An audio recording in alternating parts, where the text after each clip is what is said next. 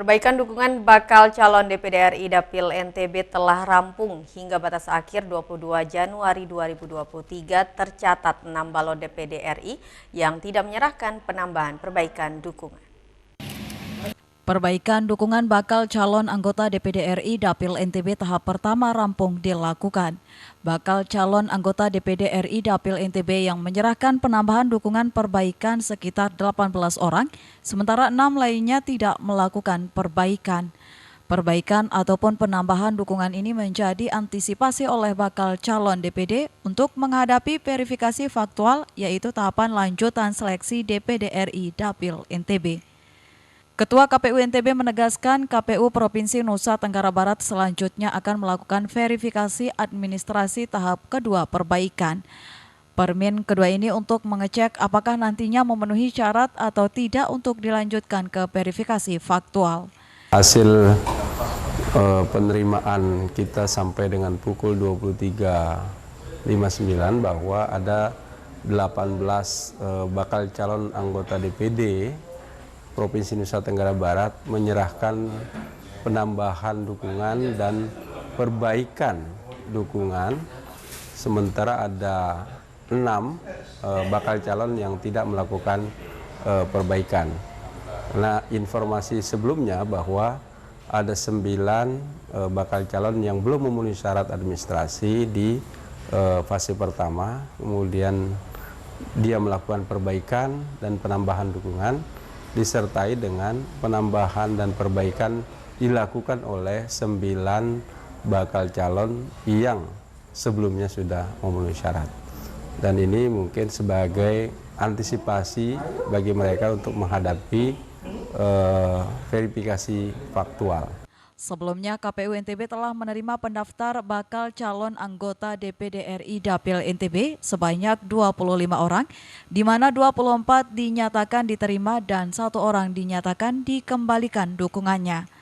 Pada rapat pleno rekapitulasi hasil yang digelar tanggal 15 Januari 2023, terdapat 9 bakal calon belum memenuhi syarat dan 15 lainnya memenuhi syarat.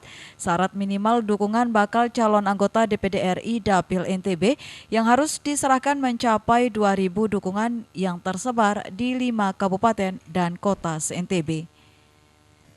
Dari Mataram, Vinka Andini, iNews melaporkan. Pemirsa, selain seni tradisional gendang bele yang lebih dulu populer, kini ada satu lagi seni musik kontemporer yang digandrungi Kuala Muda suku Sasak Lombok, yaitu kesenian modern Lombok atau disebut dengan kecimol. Ribuan kaula muda memadati lapangan Tugu Selong, Lombok Timur. Mereka datang menyaksikan Festival Kesenian Modern Lombok atau Kecimol. Sound system raksasa dari 100 sanggar berjejer di arena festival, dentuman musik berbagai genre dan atraksi tari peserta Kecimol berhasil menarik perhatian ribuan penonton. Seni musik ini menggunakan sentuhan alat musik modern, melibatkan 30-40 pemain musik dan penari. Meski kehadiran seni musik ini kerap kontroversi karena tarian panas dan erotis yang disuguhkan, namun Kecimol tetap di hati dan digandrungi terutama oleh kaula muda Lombok. Ini tidak ada di daerah-daerah lain, hanya ada di suku Sasak Nusa Tenggara Barat. Yang kedua, mereka bisa memainkan seluruh macam lagu Sasak, lagu India, lagu Inggris yang kita paham artinya, mereka bisa. Ini yang membedakan dengan gendang bele dengan seni tradisi-tradisi yang lain. Dan mereka ini adalah bisa jalan sambil memainkan semua peralatan-peralatan modern itu sambil jalan. Nah, kalau di panggung-panggung di diskotik itu, mereka hanya main di tempat, tapi itu mereka jalan. Dan ini yang diapresiasi oleh musisi-musisi yang ada di luar Jawa. Seni musik kontemporer ini diharapkan terus berkembang untuk menambah hasanah kesenian suku Sasak Lombok. Pertunjukan yang disuguhkan pun diharapkan semakin atraktif tanpa mengabaikan nilai budaya dan agama. Dari Lombok Timur, Ramli Nurawang, iNews melaporkan. Pemirsa, Masjid Kuno Bayan di Lombok Utara memiliki cerita dan sejarah panjang bukti masuknya Islam ke Pulau Lombok, menjadikan masjid ini begitu sakral oleh masyarakat. Untuk dapat masuk ke areal pelataran masjid, masyarakat biasa harus diberikan tanda dahi atau dalam bahasa Sasak disebut disembe.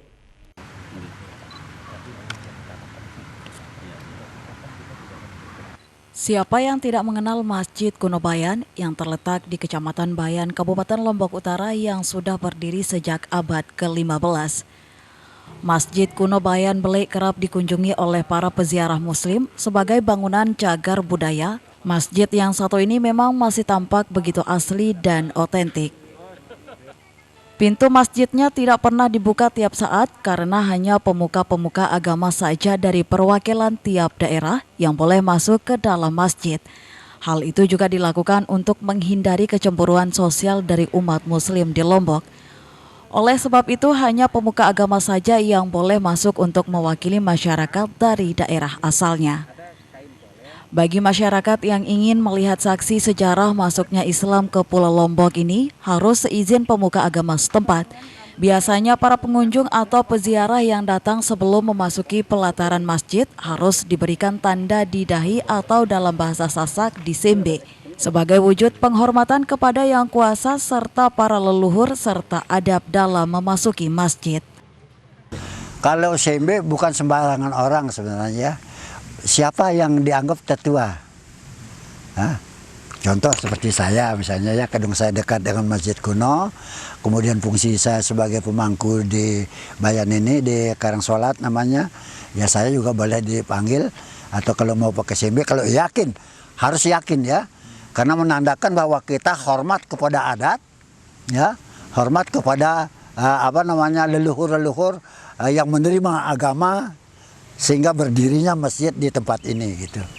Selain pemberian sembe, Raden Gendarip menyebut untuk masuk ke dalam areal masjid juga harus diatur busana atau pakaian yang dikenakan, setidaknya mengenakan pakaian adat seperti kain, sapu, dan bebet.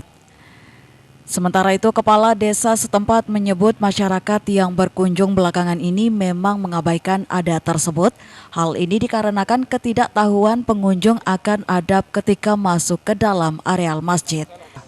Di samping kita memahami bagaimana kita harus berbuat untuk kemakmuran masyarakat kaitannya dengan pemerintahan, di situ pula kita harus kolaborasikan dengan bagaimana kita bisa hidup di tengah masyarakat adat. Dalam hal ini ada di Desa Bayan ini sendiri sebagai ikon Kabupaten Lombok Utara. Dengan adanya keberadaan Masjid Kuno ini sekali lagi sebagai ikon Kabupaten Lombok Utara, dan Masjid Kuno ini masjid tertua di Pulau Lombok. Kemudian di masjid ini pula tempat para masyarakat adat untuk melakukan ritual-ritual, di mana ritual itu adalah seperti halnya dengan maulid adat, ngaji makam, lebaran tinggi, lebaran pendek, dan acara-acara ritual lainnya. Jadi untuk diketahui, Masjid Kuno Bayan Bele disebut sebagai masjid tertua di Lombok di tahun 1993. Masjid ini ditetapkan sebagai benda cagar budaya dan dilindungi pemerintah. Dari Lombok Utara, Tim Liputan iNews melaporkan. Beragam informasi penting lainnya akan kami sajikan untuk Anda sesaat lagi. Tetaplah di iNews NTB.